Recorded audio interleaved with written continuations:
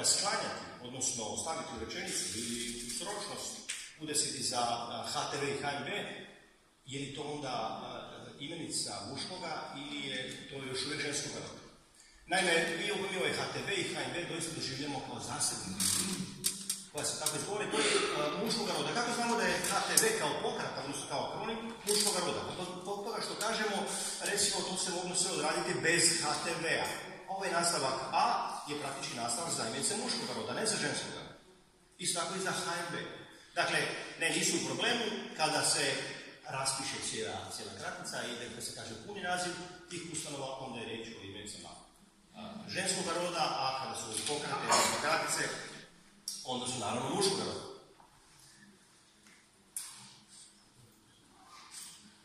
Prije gotovo 200 godina jedan je srpski književnik, Jovan Sterija Popović, napisao sjajnu dramu, vjerojatno ste čuli. Za dramu, dobro da ste, možda malo starije generacije su sigurno čuli za Pokondinu tiku i za poznatu Femu. Tko ne zna, ja ću vas posjetiti.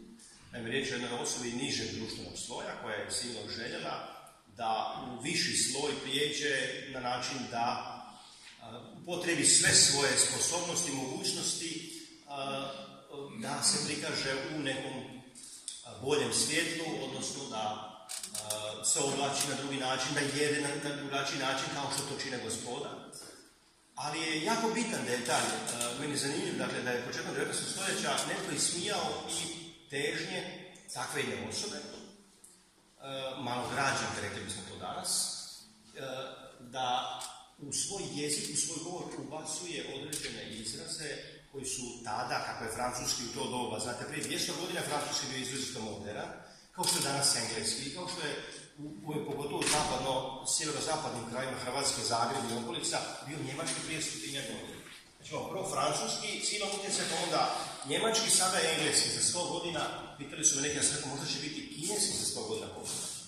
Mislim, možda i arapski, ali sve. Dakle, da, Fema je, naime, sjećate se, ona je comme il faut okretala kao mikofo. Za nju to bilo sve nobles i slično, znači ona je pokušavala taj svoj jezik učiniti otmijenijim, onda zapravo u te karikaturalne situacije gdje je naravno krivo izgovarala sve i mislim da je zapravo jedan jako dobar primjer onoga što se možda čak i nama može dogoditi i što se događa. A to je ta pretjerana pomodnost, odnosno težnja da budemo nešto otmijeniji, nešto finiji, nešto pametniji, nešto veći stručnjaci, tako da upotrebljavamo previše engleske izraze u modernu. Dakle, već sam u početku rekao, ja nisam od onih jezikoslovaca koji su izrazito rigidni, čistunci, takvi zapravo možda čak i nema, možda su samo neki od njih malo glasniji. Ali recimo, mene osobno ne smeta da anglizam u hrvatskom jeziku. I koliko smo svjesni, koliko nismo jakih mnogo ima. Evo, danas je početak vikenda je jedna od najčešćih riječi za koju za mene neće biti nikada i nema ni potrebe da bude za mene. To su ukorenjene i prilagođene riječi potpuno hrvatskom jeziku. Vidi se i po tome da je pisano sa običnim V i bez ovoga 2E i slično, dakle to je riječ o hrvatskoj riječi koja je potpuno prilagođena hrvatskom glasovnom sustavu, također je i plodna, vikendaš i slične stvari, vikendice, imamo jako mnogo, kažem, izraza. Dakle, hrvatski jezik, da sad ne govorim, ima tu naravno i shoppinga, i parkinga, i tajice, keksi, to su sve engleski izrazi, odnosno sve riječi engleskog podrijetla, tako zvani anglizmi, ali u posljednje vrijeme, a to su postali svjesni brojni ljudi, a vjerojatno i vi, nešto smo o tome sinoć i na večer razgovarali, jedna sila poplava engleskih izraza. To je meni jedan od možda recimo tako najvećih problema kad govorimo o govornoj komunikaciji. To se tiče sigurno i vas, osoba koji ste u javnim odnosima, odnosno s javnošću, da se u hrvatski jezik bez ikakve prilagodbe unose riječi engleskog podrijetla.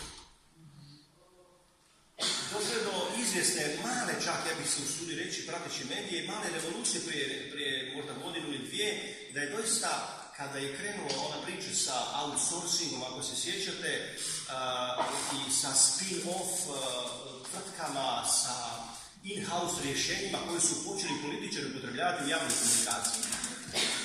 I kada su čak i pokrenuli ideju da se outsourcing ubaci u zakone hrvatske, da postoji zakon o outsourcingu baš tako, pa je krenuo i kontrareferendum o outsourcingu, pa je tu bilo na krivo napisano sourcing bez OU i slično.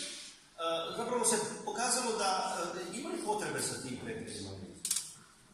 Može li se naći neka adekvatna ili primjerena zamjena za sve te izraze koji su praktički dolazili u hrpama u hrvatski jezik, i to ne samo na ovoj jednoj kolokvijalnoj razini, neformalnoj razini, što je meni ne predstavlja neki veliki problem, nego čak ulazi u hrvatski standardni jezik, ulazi u hrvatske zakone i nota bene zanimljivo je reći da je čak i Ustavni sud, kad je odbacio priču o outsourcingu, na jednoj svojoj točci da bi bilo dobro da se upotrebljavaju hrvatski jezik. Dakle, malo se čini se čaša pregleda. Ja ću ovdje vama prikazati samo neke od izraza koje ste vi sigurno čuli. Ima ih doista na desetke, koji su postali jako popularni i koji ljudi rado koriste. Evo, neću sad baš pretjerivati sa tim sporim. Evo, vidite li to. Ima sigurno i u vašoj branši. Ima sigurno u vašoj branši jako mnogo izraza. Dakle, ovako, ponovno ću reći svoj stav. Dakle, postoje jezikoslovci koji smatraju, dakle, ovi rigidni, o njima sam već nešto rekao, a postoje oni koji su previše permisivni. Kažu, jezik će se sam pobrinuti da neke stvari prihvati, neke stvari odbaci i nema potrebe za bilo kakvom intervencijom jezikoslovaca. Ja se s time ne slažem. Ako hrvatski jezik u posljednje vrijeme doživljava takvu jednu invaziju analizama, a nema nikakve mogućnosti, nema zapravo nikakve reakcije jezikoslovaca koji čak niti ne nude pomoć hrvatskom jeziku, govornicima hrvatskog jezika, nude im adekvatnu zamjenu, bez ikakve prisile, onda mislim da je jezik u problemu. Zato smo mi u Institutu za hrvatski jezik i jezikoslovlje pokrenuli jedan portal, vidjeli ste malo prije ovaj screenshot, još nismo našli na neki dobar izraz. Dakle, mi smo pokrenuli portal Bolje je hrvatski, na adresi bolje.hr, vrlo jednostavno, gdje svaki mjesec 5 izraza tih engleskih ovakvih podvrgavamo jednoj jezičnoj analizi i pokušamo pronaći neki izraz koji bi bio dobra zamjena za te engleski izraz. Naša osnovna agenda, odnosno naša osnovno neko načelo rada, sigurno je da ne želimo silom nametati u jeziku, u govornicima hrvatskog jezika, ne želimo silom nametati bilo kakvo rješenje. To je prvo pravilo. A drugo, dakle, mi samo preporučujemo. Čak je bila ideja da idemo sa idejom preporučujemo hrvatski. Recommend. Pa smo, dakle, to je prvo načelo, a drugo načelo je da ne radimo od ovih izraza engleskih, da im ne dajemo zamjene koje nikad nitko nije vidio, odnosno da izmišljamo nove riječi. Mislimo da tu nema potrebe. Hrvatska jezična riznica, taj bazen, enormno velik, za koji ne znamo točno koliko je velik, ima dovoljno materijala da za sve ove engleske izraze nađe adekvatnu zamjenu. Evo, pratite sa mnom, otprilike, mi smo nešto pronašli, dakle, opet želim naglasiti, mi smo pokušali naći zamjenu.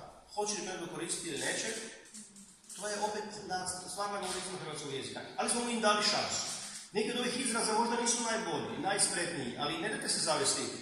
Joj, pa to je meni bez veze. Bez veze je kad, čujem test malo kasnije, bez veze ako nikad niste čuli, prvi put čujete i meni bilo bez veze. Ali poslije praktički to što kažu nakon što se stavi u Google, pa kad Google izbaci iz 2000 primjera, pa dobro, nije tako je loše. Evo nekih od rješenja, samo morate pratiti.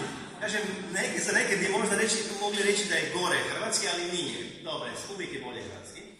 All inclusive, sveobuhvatna ponuda za backstage, to je neka prostorija i za pozornice. Hashtag vrlo čest, ključna riječ ili ljestve. Ljestve su bile relativno donedavno u upotrebi, odjedanput su hashtag zamijenio to, a u biti riječ o značenje jest ključne riječi. brainstorming kao razmjena ideja, bilo je tu raznih prijedloga, na to našoj stranici vidjet ćete ako odete, ja vam preporučujem, vidjet ćete, postoji mogućnost i da vi komentirate to što smo mi napisali, to što smo mi predložili. I da čak i pitate ako želite, pitate da postoje određene riječi koje biste vi htjeli da se nađu zamjenjane. Evo za brand Robna Marka, za bullying relativno sam vidio da je već praktički prošlo. I mi smo se trudili da sve ono što je već i usvojeno, ako ima takvih izraza, da praktički primjenimo, implementiramo i da mi kažemo, evo to jest naša preporuka nas jezikoslovaca iz instituta koji je krovna ustanova za pitanje proučavanja hrvatskog jezika. Case study studija slučaja, crowdfunding bi bilo masovno financiranje, event poznati bio je vrlo popularan, sad se malo lagano, isto je kao i by the way lagano opucan. Mi smo predložili događanje, za factoring su nas pitali iz Sabora jer su tražili, radili su također na zakon o factoringu, to je otkup potraživanja. Mislim da čak nisu usvojili. Kao pitali su, mi smo rekli otkup potraživanja bolje, oni su rekli pa nama se to ne sviđa, pa se tako ne sviđa. Znate kako oni funkcioniraju, znači pitaju, ne sviđa nam se nikom isto. Dobro, feedback, naravno, povratna informacija, freelancer bi bio slobodni stručnjak, gadget bi bila pametna spravica ili spravica samo, hashtag opet, fino, dupla. Dobro, hotspot, žarišna točka bilo vrlo aktualno, žarišna točka, žarišno mjesto, in-house moguće je prevesti ili kao u kući za kuću, kućno rješenje, izvjesno ili preraspodjela, infotainment, pa jedan ovako izraz, mi smo preveli kao info-zabava, joint venture, bi bilo zajedničko ulaganje, mainstream mediji glavne su tu je prevladavajući mediji, možete, dakle, mislim da je potpuno razumljivo kad se prevede ovako. Mobbing je zlostavljanje, već šire zlostavljanje na poslu, toga nema u vašoj struci. Outsourcing su preveli kao izdvajanje pomoćnih poslova. Real time, naravno, u stvarnom vremenu, revolving door model, čak ponovo bi nešto bio aktualno u posljednje vrijeme, iako je prije godine pol bio aktualniji, sad ponovo se vraća. Riječ je o modelu kružnih vrata, zapošljavanje iz privatnoga u ovaj državni javni sektor, znate kako to funkcionira. Smartphone, pametni telefon, poprilično je prošao. Bilo je tu raznih prijedloga, dakle mi ostavljamo mogućnost na kolege da oni koji se pogledaju te stranice da predlože svoje bile prijedloge. Mudrofon, nekako smo rekli što fali, pa smartphone, pametni telefon, to je sasvim dobro, prolazi. Spin-off tvrtka čiji, startup tvrtka, tu smo se dosta mučili, ali smo išli sa ovome razvoja tvrtka. Svjesni smo, kažem, i manjkavosti i svako od vas će moći pronaći u svakom našem prijedlogu rješenja, odnosno adekvatne zamjene za anglizme, može pronaći sigurno manjkavosti, ne obuhvaća baš sve, kako to većina će biva, ali možemo. Streaming kao internetski prijenos, touch screen, bilo je prije prijedloga dodirnik, mi smo rekli nećemo, sad dodirnik, i trailer bi bilo kao najava. Ovo je kao onaj mali test koji sam ja rekao da bih vam ponudio, a to je ovaj tekst, molim da ga pročitate, ali evo ja ću na brzinu. Dosadašnji model u kojem su pomoćni poslovi u sklopu javnih službi vlada je odlučila zamijeniti modelom izdvajanja tih poslova u privatnu tvrtku, koja bi davala usluge javnim tvrtkama, a nakon što je taj model doživio brojne kritike, odlučili su se za model osnivanja tvrtke kćeri unutar javnog sektora.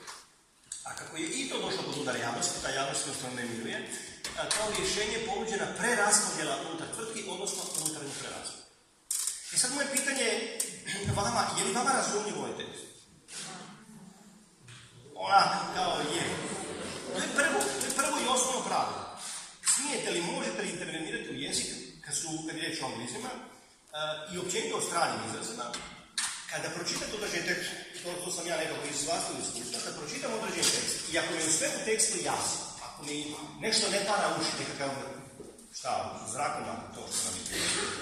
Ako nam nešto ne para uši, ako mi je razumljivo sve, onda je moje pitanje, i ako je vama to barem 90% razumljivo, i zato će mi reći, je li zapravo onda imali potrebe za anglizima koji su ovdje, to je riječ o outsourcingu, spin-off tvrtki ili in-house preraspodjeli ili unutarnje preraspodjeli.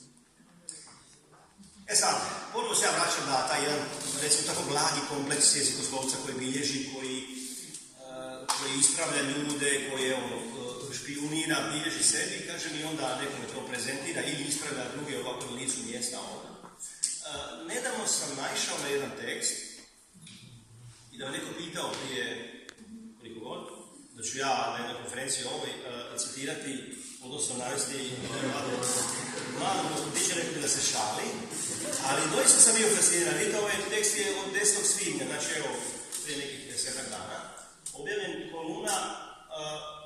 Ja sam se bio, što bi rekli, lecimo, kad sam vidio u ovom ubrzom životu nakazali smo svoj jezik koji je u biti predivljen.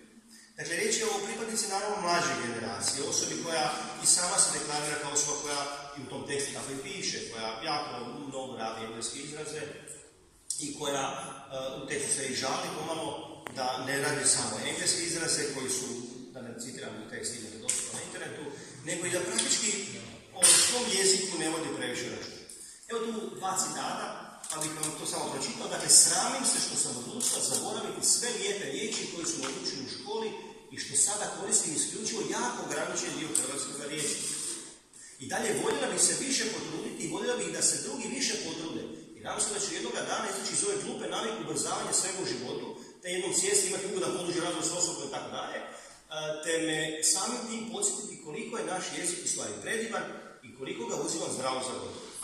Evo, to je barem meni dokaz, mali dokaz da to što mi u institutu radimo, odnosno taj nekakva moja priča jednog blagoga upravljanja jezikom, odnosno neagresivnog pristupa nuđenja određenih rješenja, ima svojih pobornika čak i u mladim generacijama. To mi se jako sviđa. To znači da smo na dobrom putu.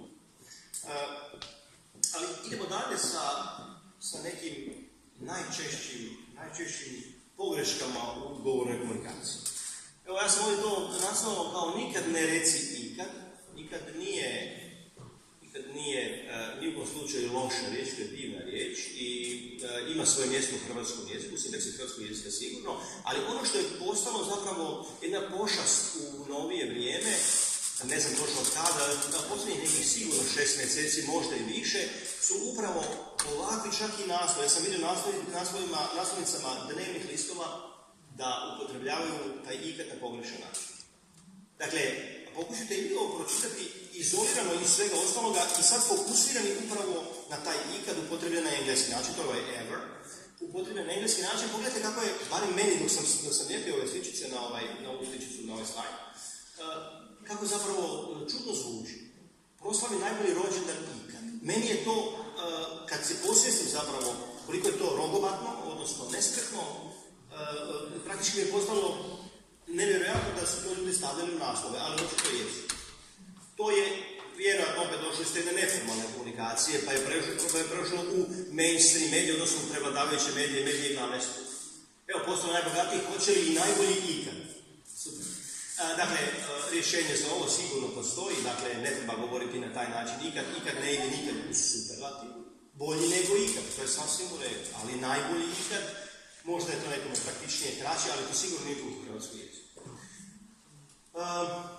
Vrlo česta pojava je, ovo je samo jedan primjer, ja se nadam da kolegica nije ovdje, ne mislim da je ništa loše napravila, ali čim se pogledajte ovaj spoj promocije kao marketing alat. Marketing alat, spoj dviju imenica, to je tipična engleska konstrukcija, gdje je prva imenica postaje praktički pridjev i mi smo to brali kao marketinški alat. Ja sam prije nekih 15 godina radio na jednom portalu i tada je bilo, netko je bio na doping kontroli i budući sad sam se već bavio jezikom i kao lektor toga portala ja sam to ispravio dopinška kontrola. Nazvao jedan kolega, kaže, jesi to ti stavio dopinška kontrola? Ja, onako, pa da, jesam. Kaže, jako dobro zvuči. Baš sam ovo dobro. Zašto ne? Antidopinški test. Mislim, šta fali? Dakle, marketinški, ali kom to smeta? Dakle, ta jedna mala briga, ali samo mala briga, u hrvatskom jeziku je dovoljna da se svi u tom jeziku osjećamo bolje. Jel, to je zapravo cilj, da budemo razumljivi, da ne budemo kao Fema iz ove priče.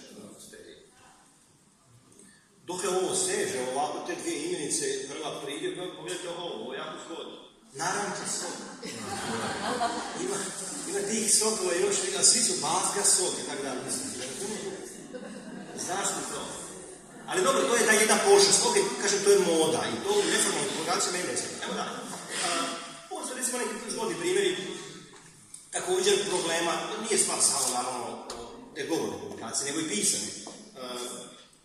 Gdje se imenice u ovih prvih 5 primjera, imena muških osoba, sklanja se samo drugi dio, film o James Bondu.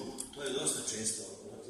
Ili video, dosta popularno sa video René Bitorajca, ili Charlie Brown, knjiga o Harry Potteru, ili film Al Pacina o Al Caponeu. To su za neke moje konstrukcije.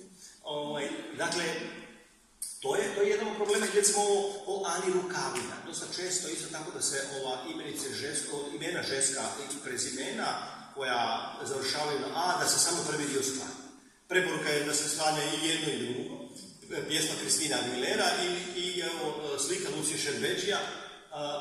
Naravno da bi trebalo da je jedino ispravno hrvatski o Jamesu Bondu, Renea Bitorajca, s Charlie Brownom, o Harry Potteru, film Ala Pacina, on je, mislim, Alfonso ili tako, ali skratio se, Ala Pacina o Alu Caponeu, o Ani Rukavini, Kristine Aguilere i Lucije Šerbedžija. Dobro, da sad utjecaj, jako teško reći utjecaj kojega jezika, to čak i nije, ali imamo mi nešto i sa latinskim jezikom. Vrlo često u hrvatskom jeziku imamo ovako izraze najoptimalniji, najminimalniji. Ja sam inače, kad sam studirao latinski, onda je profesor Vratović bio izrazito rigidan kod mnogih stvari. Na ove stvari je čak alergičan, bio je izrazito nakon. Kad je vidio da neko kaže najoptimalniji, doista to i ole pozna latinski, zna da je neoptimus, minimus, maximus, da su to superlativi nepravilnih pridjeva, dakle nepravilni superlativi, pa s te strane nije dobro da se tako govori, nego treba naravno govoriti i pisati optimalan, to je sasvim dobro. Dakle, pokazujemo i izrazimo poznavanja klasičnih jezika. I ovo naravno alternativa, alterius to znači onaj drugi, pa s te strane nema mogućnosti da ima više alternativa, nego je samo jedna. A ovo su ostale nekakve opcije, mogućnosti i slično. Ovdje su neki ovako tipični primjeri pogrešaka. Vrlo čest slučaj na javnim televizijama našim i kad negdje nastupam, pa ima mogućnost televizije na radiju, pa postoji mogućnost da se slušatelji jave ili inače zovu institut. Jedno od najvećih problema jesu zapravo upravo taj pozdrav, dobro večer ili dobro večer bez R ili dobar večer. Imenica večer u hrvatskom jeziku je ženskog roda i jedino ispravno je dobra večer. Kao i hvala lijepo, to je također neispravno, treba reći hvala lijepa. Vrlo često je ovaj slučaj sa milionom, iako sam ja jedan put isto rekao milion, ispričavam se u svojih nekoliko godina života posljednjih, ali dogodi se, dakle, riječ o jednom izrazu koji je iz kolokvijalnog žargona prešao, pa ljudi danas misle da to čak možda i normalno i običajno. Dobijati također bi bilo dobro izbjegavati, jer nije dobar tvoren glagol, mi to kažemo dobivati. S ovim ličioc, ronioc i 5 varioca, stavi se lijedi množine. Vi znate da čak i ovaj PowerPoint prezentacija, kad sam upisivao, pisano ličioc, pa zarez, a on ispravio ličioc. Zlato moje, ne možete ni pogrešiti više. Isto tako je za ronioc, vi ste popravio. 5 varioca, dakle, ličilac, ronilac, 5 varilaca, a ne varioca. Dakle, varioci nominativ množine, a gentiv 5 varilaca. Dakle, evo, mala pouka iz gramatike, to nemoj ispraviti su. Ovdje su navedeni glagoli, odnosno ovi 5 slučaja, 4 su glagola, a nešto je ovo dolje još, o tome ću nešto kasnije. Dakle, zahvaliti ili zahvaliti se. Vrlo često. Ne mogu reći da je to pretjerana krivica na govornicima hrvatskog jezika, jer su to nijanse i to je nešto što, ajde recimo to tako, više funkcionira na razini da ljudi malo obrazovani jezikoslovci su upućeni. To za vas sigurno je dobro da znate da zahvalite i tako dobar hrvatski glavno, kao i zahvalite. Sve s tim ima različito znači. Ja vama zahvaljujem na vašoj pozornosti, ali ako mi neko ponudi da recimo neko piće ili nešto, ili neku funkciju, ja vam se zahvalim i kažem da ne bih. To je zahvaliti, znači ne prihvatiti određenu funkciju, određenu ponudu. Što se tiče ovih glagola isticati, istjecati, poticati, potjecati, oticati, oni su ovaj drugi dio, dakle istjecati, poticati, oticati, imaju ipak veze uglavnom s vodom. Dakle, recimo isticati, naravno se nešto ističe, nekom se ističe, ali istjecati, istječe rok. Kad plaćate parking u Zagrebu, pa onda pošaljete SMS poruku, to je SMS, zanimljivo, to niko nije okrenuo, a nije ni mogao, zato što je isto, hvala Bogu da je, vidite. Dakle, kad pošaljete taj SMS na taj Zagreb parking, onda kaže, ističe vam vaš plaćeni parking, to je to vrijeme. Ja sam pokušao to promijeniti, zvao sam, onda me šaltaju iz HT-a, VIP-a, Zagreb parkinga, nitko nije odgovoran za tu poruku, krivo. Dakle, treba iskreno reći istječe, a ne ističe. Isto tako je poticati, znate šta će poticati nekoga nešto, ali poticati, dakle, vući podrijetlo, kao i s ovim poticati otiče vam noga kada se voda osa, a recimo otječe voda koja se nakupila negdje u slivniku, recimo. Ovo dalje, ovo što je navedeno, dakle, gdje, kamo i kuda, ta razlika između tih triju riječi je zapravo vrlo jednostavna, ali budući da u štokarskome narječju, koje je hrvatski standard, ovo i kamo uglavnom ne funkcionira, uglavnom ne postoji u hrvatskim štokarskim dijalektima, onda je problem, to je i meni problem, jer ja sam inače štokavac. U Slavoniji nikad ne bi rekli kamo, uvijek kažu gdje ćeš, kud ćeš, di ćeš, kuda ćeš, ali nikad kamo ćeš. Kamo znači, označava smjer kretanja. Dakle, kamo ideš, idem u Novi Vinodolski. A kuda idem? Idem ovoga preko ovih brega, dakle, putem, kojim putem idem. A ovo gdje označuje, dakle, mjesto gdje se što nalazi, gdje smo sada, sad smo ovdje u dvorani, a kamo idemo poslije? Poslije idemo recimo u restoran, na ručak, kuda, pa idemo liftom, pored recepcije i sveće. Evo. Ovo je dosta često, to znate sami, dosta je hajka na taj no, međutim, više ovako pleonastično, znači kako i na koji način. Ja sam ovdje stavio, malo sam se poigrao, nisam čuo do duša, ali dosta se govorilo zašto i zbog čega, to nisam čuo, ali to bi otprilike bilo u istom rangu. Znači, kako i na koji način ćemo to izvesti, ja kažem koliko i u kojoj količini, ili gdje i na kojem mjestu, kuda i kojim putem. Sad, pošto i za koju cijenu biste dali ovo tele, gospodine. Znači,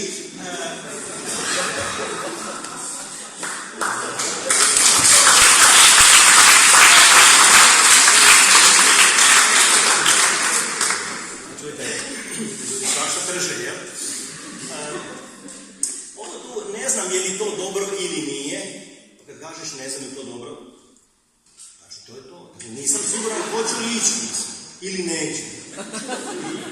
Također, dakle, riječ o nekakvim pleonastičnim izrazima, pleonazmi znate da su riječi u kojima, dakle, izrazi i spojevi riječi u kojima se nešto pretjeruje, previše govori tipa mala kućica, to nisam naveo, to je zgodno, mala kućica.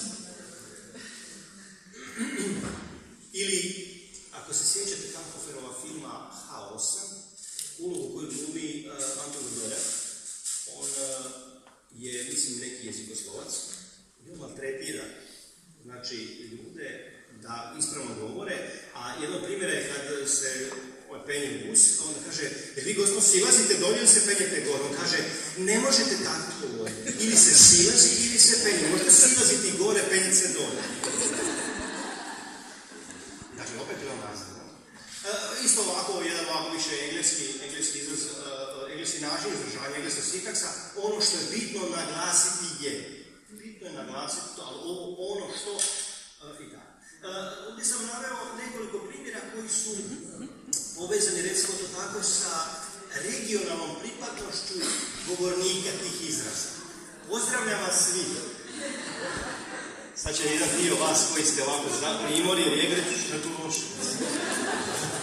To je u redu. Dakle, odmah vidite, odakle čovjek, ako kaže pozdravljam vas svih, sve vas pozdravljam sve, naravno, ovo svih je, kažem, tipično ovako za ovu regiju Istra, Primorje, ne znam kako seže.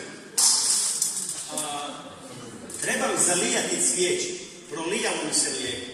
Znači to, pak ovi koji su više ovom Zagorju usmjereni, njima je to, odnosno podrijetno odatle, što se tu fali. Dakle, zalijevati cvijeće ili zaliti cvijeće. Moji Slavonci bi rekli da su nasuli vodu u kantu ili još bolje rakiju u štampiću.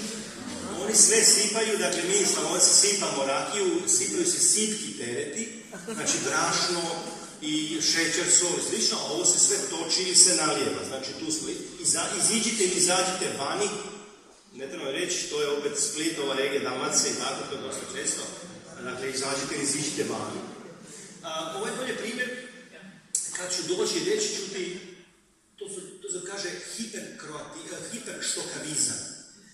Naime, kako u kajkavskom jeziku nema futura, kako to u štokavskom ja ću doći ili doći ću, nego budem došao, bum došao i slično, onda kad treba upotrebiti taj budem došao, onda mi kaže, ja, to je opet naše kajkavsko, a nećemo reći, sad reći nekako štokavski, pa kad ću doći reći ću ti.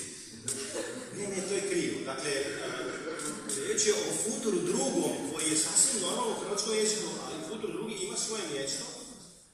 Dakle, kad budem došao ili kad dođem, kada hoće slušati ovih glagula biti, glagula doći, reći ću ti, to je normalno. Dakle, nema potrebe za ovim hiperštokavizmom, ja bih više rekao kvazi-štokavizmom. Imamo još nešto što... Sve to zatrivo, jesam malo, se malo odlučio. Evo ga. Sad jedna naša velika boljka govornika hrvatskog jezika od 90. godine ovamo. Bilo je prije problema, ali recimo da nam je ovo problem pogotovo od 90. godina. Dakle, mi smo govornici hrvatskog književnog jezika, hrvatskog standardnog jezika, njegova je naglasna norma, četveronaglasna, novoštokavska, istočno-hercegovačkog podrijetla. Tako to doista jest. Imamo 4 naglaska, koji su ovdje predstavljeni s ove 4 riječi, ruka, ruke, noga, noge. Problem je današnjih govornika hrvatskog jezika, bio je taj problem prije, a sad je posebno izražen, reći ću zašto, je u tome što ovaj treći naglasak noga, ovaj kratko uzlaz, vidite, dakle prva su dva duga, dugo uzlazi, dugo silazni, onda imate dva kratka, kratko uzlazi i kratko silazni. Ovaj treći, dakle noga, u materinskom govoru 70% govornika hrvatskog jezika ne postoji ta naglasak. Eto, to je veliki problem. Naravno, govornici hrvatskog jezika gotovo da ne mogu interpretirati, glumci još mogu i fonetičari, ali obični govornici kajkavskog narječja, čakavskog i staroštokavskog nemaju taj naglasak. Imaju eventualno ovaj drugi i četvrti, Međimurci imaju samo ovaj prvi. Neki imaju ovaj prvi, ali ovaj treći imaju jako mali broj govornika hrvatskog jezika. Uglavnom je riječ o ovome zaleđu, dalmatinskom zaleđu, dolje južna Dalmacija i središnja slavonska naravno zona i naravno ova Lika, Banovina i to. Dakle, što se događa? Nemamo uzlazni naglasak, kratko uzlazi noga, nego se on najčešće supstituira, zamjenjuje sa kratko silaznim naglaskom. Taj naglasak možda možete čuti, ja znam da ćete prepoznati razliku, ja kažem to može biti problem nekima, znači riječ sestra, magla, čovjek, to su izrazi, to su dakle riječi koje u sebi sadrže taj naglasak. Taj naglasak sadrže i ovi izrazi, ove riječi uzeti, držati, čitati, pustiti, tesati, vjetriti. To je sve taj kratko uzlazni naglasak. Što se događa? Vrlo često u komunikaciji sam nedavno gledao jednu emisiju televizijsku dok sam pripremao i onda je jedan političar rekao 4 od ovih, ne znam koliko prije. Događa se to da je naglasak, taj kratko uzlazi, ali to je previše teoretiziranje, samo kratko, taj naglasak ostaje na tome mjestu, jer jedno od pravila novoštokavske norme, da uzlaze naglasci su jedini koji stoje u sredini, silazi ne. Pa imamo onda preuzeti, podržati, pročitati, odabrati, napustiti, istesati, provjedriti, to je sve jedino ispravno, sve ostalo nije. Što se događa sa govornicima kajkavskog narječja ili je recimo tako sjeverozapadno područje i čakavske, dakle velika većina hrvatskog jezika, kod riječi koje u sebi imaju to uzlazni naglasak. Ponedjeljak, četvrtak, kukuruz, autobus, to uzlazni, ali drugi. Pozornica opet, sudbina, planina, mobitel kao uzlazno. Budući da nemaju ta naglasak, onda oni ga supstituiraju sa kratko silaz. I najčešće ga pomaknu napred. Onda imamo ponedjeljak, četvrtak, kukuruz, autobus, pozornica, sudbina, planina, mobitel. Neki od tih izraza su nam gotovo danas mogu se smatrati standardiziranim i standardnim, jer ovaj autobus i autobus su praktički modeli planina i planina su praktički primjeri koji se danas mogu naći i u rječnicima hrvatskog jezika kao sasvim ispravni. Znači, taj nedostatak toga naglaska se kompenzira na ovaj način. Bilo bi zgodno, kada bih ja sad vas pitao, jer to se može, da mi neko kaže kako se naglašavaju ove riječi koje su ovdje u predzadnjem redu. Znači, riječ radijator, gladijator, student, politikant, telefon, sad ne znam kako bi rekao. Dakle, pogotovo su ovih nekoliko, ove prve 4 riječi su problematične zbog toga što opet, dakle, taj silazni naglasak po sredini ne bi smio biti. I hrvatska standardna riječna norma bi jedino ispravno je da se kaže radijator, gladijator, student, politikant, telefon.